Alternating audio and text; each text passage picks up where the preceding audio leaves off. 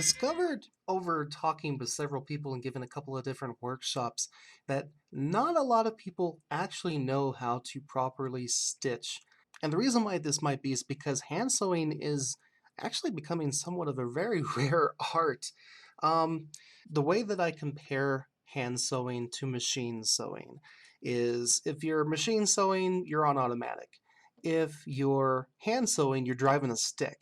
In other words, you have much more individual control over each individual stitch, and that can actually make a quite big difference in the end result of your tailored garment. So what I'm going to do is teach you how to stitch. The tools I'm going to be using for this are a piece of scrap linen, a very large needle so that way it's easier for the camera to pick it up. Notice I'm not even moving on the fabric. I'm just putting the stitch through over and over again. What I'm showing you here is what the right hand is doing. The right hand, you put the needle into the fabric with the forefinger and thumb. You push the needle through with your middle finger. And the third motion is that you pull the needle back out with your thumb and forefinger, and then you pull the thread out.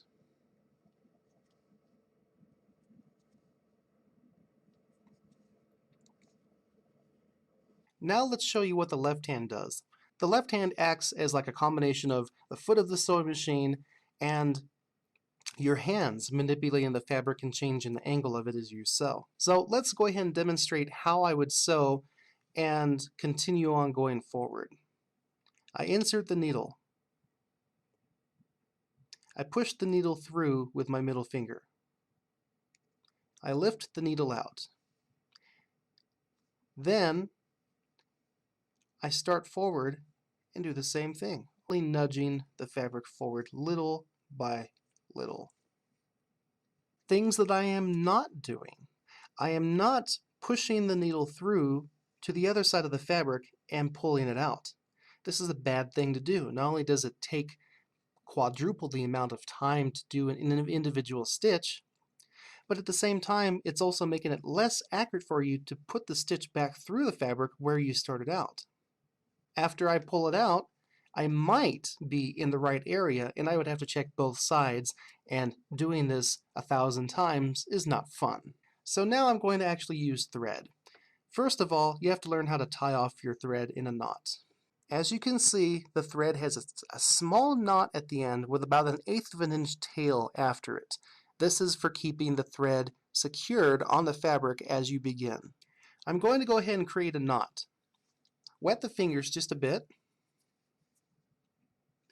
Wrap the thread around your forefinger, and underneath make sure you have a little bit left over. Don't put it at the very end. Roll your thumb over your forefinger, and then pull your left hand through.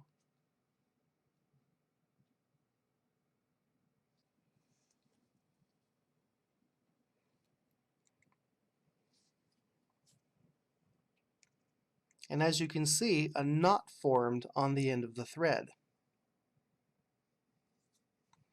Then you trim off the tail to about 1/8 of an inch.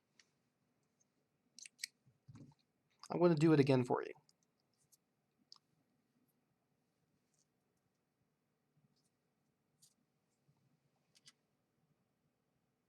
It may take some time to get used to doing that. It's always easier to have your hands with a grip, so therefore wet the fingers. Sometimes you'll end up with a little tangle on the end. This is alright, but it's not desired. You don't want to have a lot of bulk.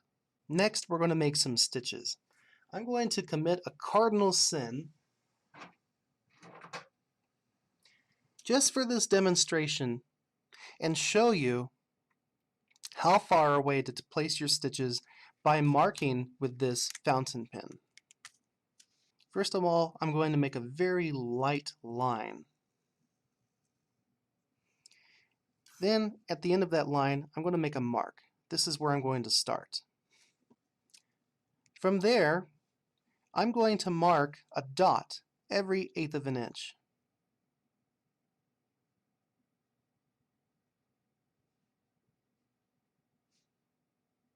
Wherever you see a dot, that's where there's going to be a stitch.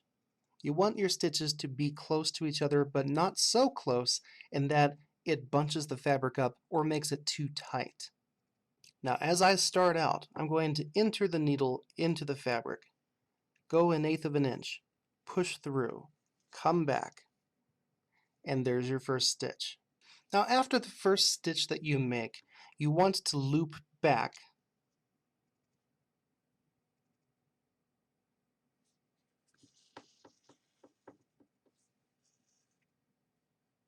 This is creating what's called a tack.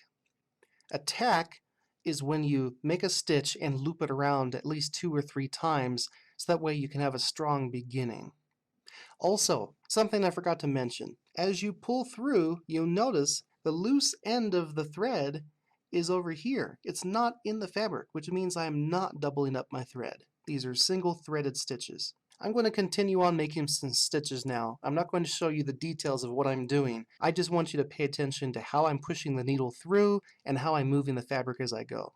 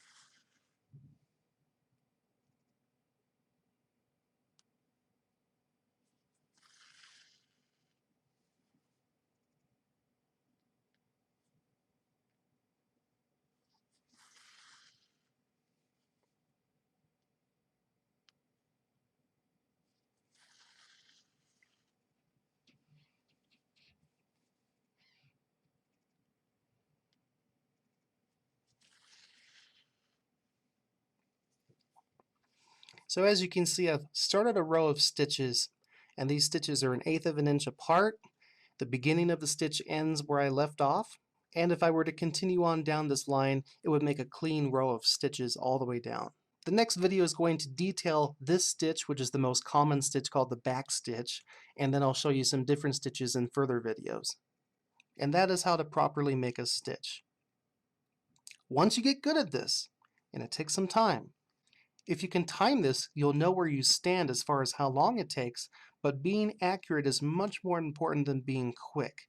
As you practice this, you will get quicker without having to forfeit your accuracy. It's much more important to be accurate than quick. So thank you for watching the video, and I hope this